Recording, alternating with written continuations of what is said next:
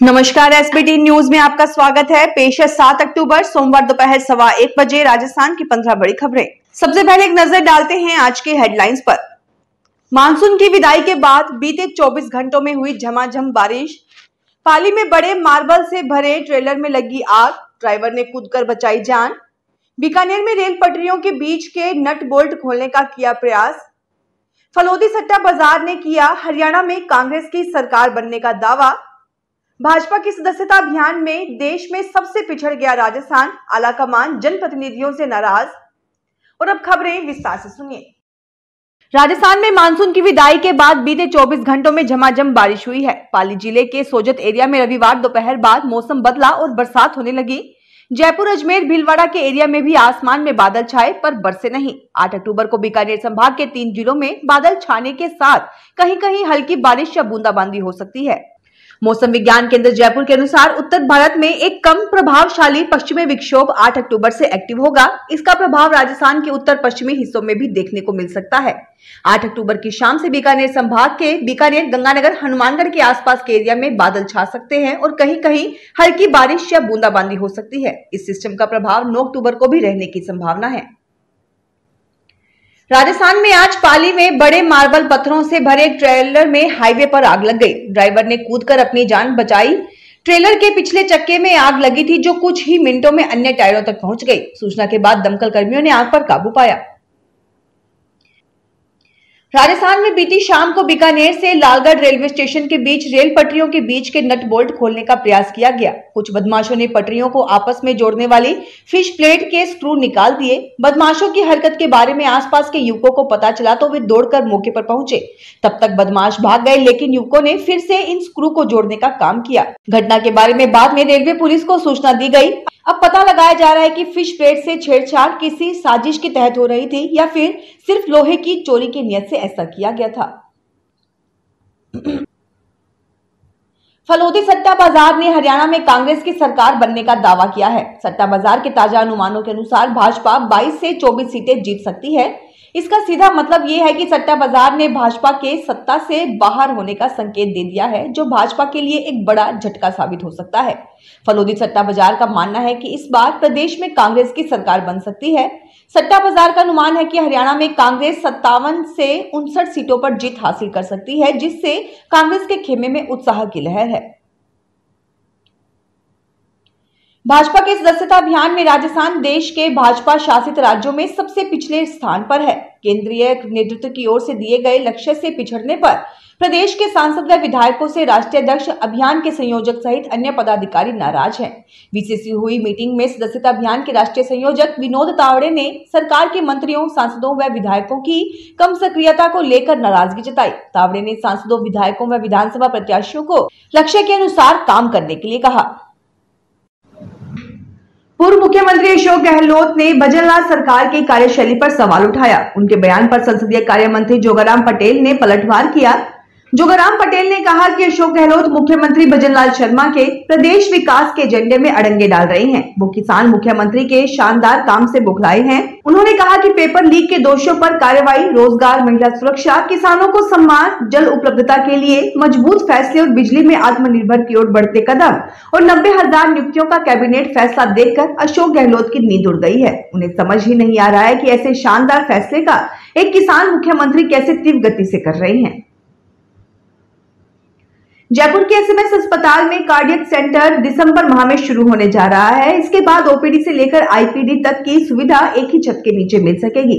इससे प्रदेश भर के कार्डियक पेशेंट को बड़ी राहत मिलेगी।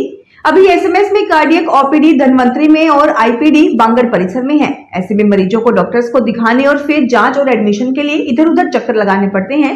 इस सेंटर के शुरू होने के साथ ये परेशानी दूर हो जाएगी। बीकानेर में सरकारी कॉलेज में पीजी प्रीवियस का नया सेशन अब 15 अक्टूबर से शुरू होगा। आयुक्तालय कॉलेज शिक्षा ने ऑनलाइन प्रवेश का संशोधित टाइम फ्रेम घोषित किया है। मेरिट और वेटिंग सूची में आने वाले अभ्यर्थियों के मूल दस्तावेजों की जांच अब 10 अक्टूबर तक की जा सकेगी। वहीं अभ्यर्थी ई मित्र पर शुल्क भी 10 अक्टूबर तक जमा करवा सकेंगे। पूर्व में डॉक्यूमेंट वेरिफिकेशन की अंतिम तिथि 5 अक्टूबर और शुल्क जमा कराने की अंतिम तिथि 7 अक्टूबर निर्धारित थी। राजस्थान में पिछले 2 सप्ताह में डेंगू के 2200 नए केस सामने आए हैं। पिछले करीब 10 दिनों में 5 जाने जा चुकी हैं। मरने वालों में डॉक्टर, आरएएस अफसर, नर्सिंग की छात्रा, बिजनेसमैन तक शामिल हैं। जयपुर के सरकारी हॉस्पिटल के वार्ड फुल हो चुके हैं। एसएमएस में आने वाले 15% मरीजों को 2 से 3 दिन तक भर्ती रखना पड़ रहा है। प्रदेश में 1 जनवरी से 4 अक्टूबर तक 5301 डेंगू के केस रजिस्टर्ड हो चुके हैं। हालात अब खतरनाक हो चुके हैं। उदयपुर के गोगुंदा में आदमखोर लेपर्ड का आतंक और खौफ बरकरार है। ग्रामीण घरों में कैद रहने को मजबूर है। दर्जनों गांवों में अघोषित कर्फ्यू जैसे हालात है। अभी राठौड़ का गुड़ा गांव की 3 किलोमीटर की रेंज में लेपर्ड की लोकेशन बताई जा रही है। आदमखोर लेपर्ड मूवमेंट कर रहा है और इंसान देखते ही उन पर जानलेवा हमला कर रहा है। सर्च टीमों ने आदमखोर लेपर्ड को राठौड़ों का गुड़ा गांव में घेर रखा है। तमाम इंतजामात के बावजूद अब तक 9 इंसानों को लेपर्ड जिंदा खा चुका है। कई दिनों से इलाके के सैकड़ों बच्चे स्कूल नहीं जा पा रहे हैं। किसानों की खेती-बाड़ी ठप पड़ी है। झुंझुनू जिले के बिसाऊ में हर साल मूक रामलीला का आयोजन होता है। इस रामलीला की खास बात यह है कि इसके मंचन के दौरान एक भी पात्र डायलॉग नहीं बोलता है। इशारों में अभिनय करके अपनी बात जनता तक पहुंचाता है। लगभग 15 दिन तक चलने वाली इस मूक रामलीला को देखने पूरे भारत से लोग पहुंचते हैं। बताया जाता है कि यहाँ मूक रामलीला आज से नहीं बल्कि लगभग 200 साल से चलती आ रही है। लगभग 200 साल पहले झुंझुनू जिले के बिसाऊ में जमुना नाम की एक साध्वी रहा करती थी। उन्होंने ही यहाँ के गांव में एक बार कुछ बच्चों को इकट्ठा किया और उनसे रामलीला का मंचन करवाया। हालांकि रामलीला के मंचन के दौरान बच्चे संवाद नहीं कर पा रहे थे। इसके बाद साध्वी ने उनसे कहा कि वह मूक रहकर ही अभिनय करे। कहा जाता है कि इसके बाद से ही इस इलाके में मूक रामलीला होने लगी। कहते हैं कि जब पहली बार यहाँ मूक रामलीला हुई थी तो साध्वी ने रामलीला के सभी किरदारों का मुखौटा अपने हाथों से बनाया था। इसके अलावा रामलीला की ड्रेस भी खुद से ही तैयार की थी। पहले ये रामलीला गांव में हुआ करती थी, लेकिन अब इसे देखने वालों की भीड़ बढ़ने लगी तो रामलीला गांव के बाहर सड़क के किनारे शुरू कर दी गई। राजस्थान में विशेष योग्यजन निदेशालय जयपुर की ओर से दिव्यांग जन के लिए राज्य स्तरीय पुरस्कार 2024 के लिए आवेदन मांगे गए हैं। अच्छा काम कर अन्य विशेष योग्यजनों के लिए उदाहरण साबित हुए सर्वश्रेष्ठ विशेष योग्यजन व्यक्ति आवेदन के पात्र होंगे।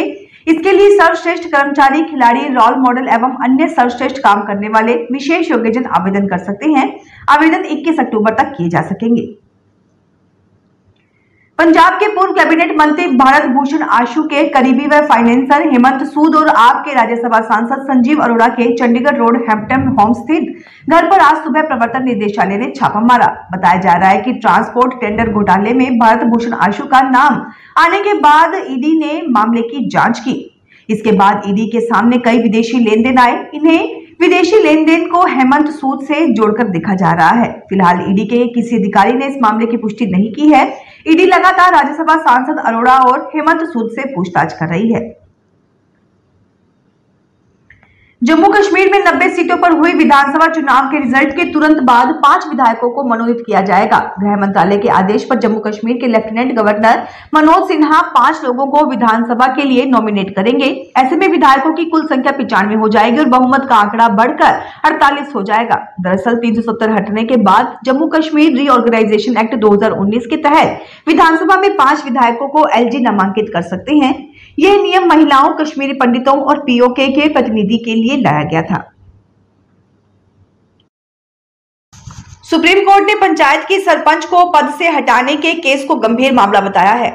जस्टिस सूर्यकांत और उज्जवल भुइयां की बेंच ने कहा कि चुने हुए जनप्रतिनिधि को हटाने को हल्के में नहीं लिया जाना चाहिए। बॉम्बे हाई कोर्ट का फैसला पलटते हुए 27 सितंबर को कोर्ट ने कार्यकाल पूरा होने तक सरपंच की बहाली के आदेश दिए। सरपंच मनीष रविंद्र पान पाटिल पर आरोप था कि वे सरकारी जमीन पर बने घर में अपनी सास के साथ रह रही थी। पान पाटिल ने इस आरोप का खंडन किया। उन्होंने बताया कि वे अपने पति और बच्चों के साथ किराए के घर में अलग रहती हैं। फिलहाल इस बुलेटिन में इतना ही। फिर हाजिर होंगे और बड़ी खबरों के साथ।